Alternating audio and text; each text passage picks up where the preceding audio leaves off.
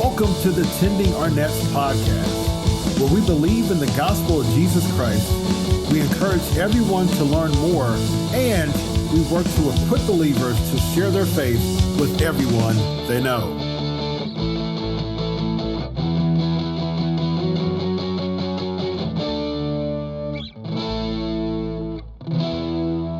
Welcome to the Tending Our Nets podcast. My name is Joshua Sherman, and I am your host here. We are talking about the gospel of Jesus Christ. We are trying to help Christians prepare more and more to share their faith with everyone they know. And as part of that, I want to talk about why it's so hard for Christians to share their faith.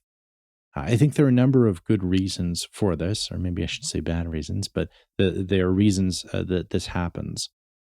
One of them is that I think sometimes we can have a distorted view of the gospel.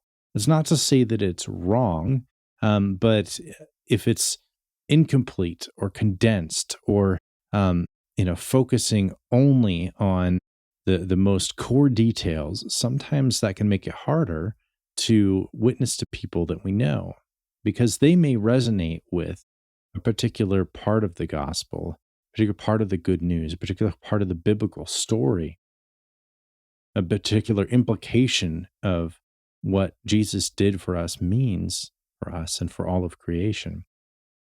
And if our view of the gospel is too narrow, we may miss that connection. We may have a hard time really kind of bringing them into conversation with who Jesus is so that they can come to faith. This is also important because the kind of gospel that we preach will impact, first of all, whether we impact anyone, right? That's not to say that the Spirit can't work despite us. We see that plenty of times in Scripture. God does what He will, right? But we don't want to stand in the way.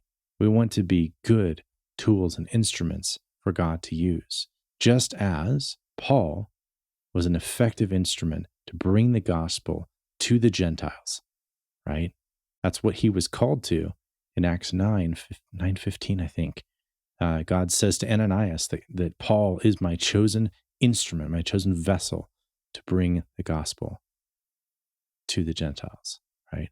We want to make sure that we have an impact.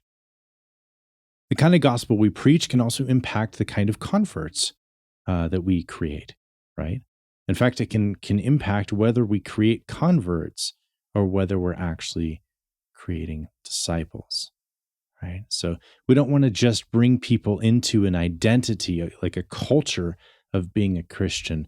We want them to learn and to grow and to be able to go out and to share their faith with other people too. I think that kind of multiplying is something that we see missing in the Western church.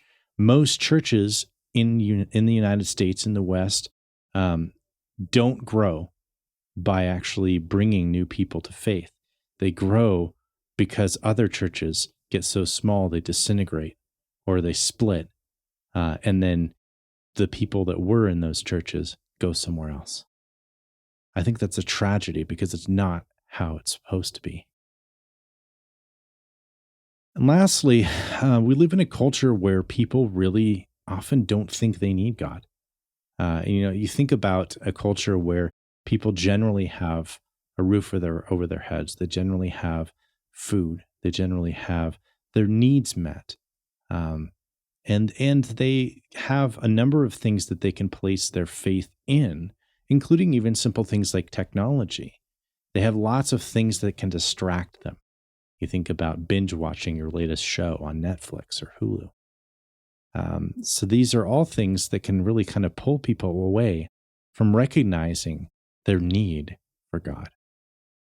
I do think we have a unique opportunity here with the coronavirus and the kind of isolation it has created, the kind of tension, the kind of need that it has brought to bear. And that's not to say that we're a bunch of used car salesmen that just want to take advantage of people being in a rough spot.